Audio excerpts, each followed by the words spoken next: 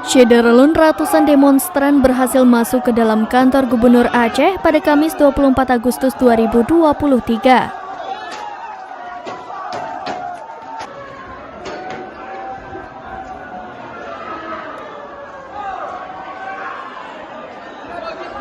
Para demonstran tersebut masuk berusaha bertemu dengan PJ Gubernur Aceh dan Sekda Aceh.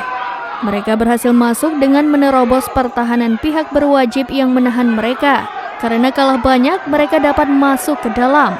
Hingga saat ini demonstran belum berhasil untuk menjumpai orang nomor 1 dan 2 di Aceh tersebut. Mereka masih melakukan orasi di dalam ruangan.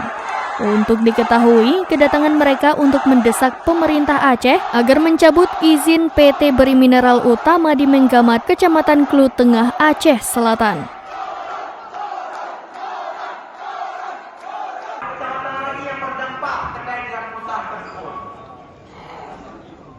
Jadi pada yang penancaman tak ada masyarakat, tak ada masyarakat itu menyalahkan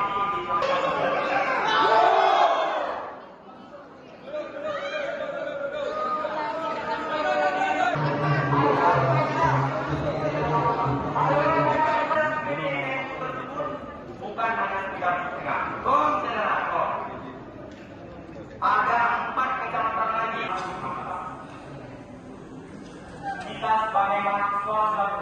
Dari Banda Aceh, Henry, serambinews.com.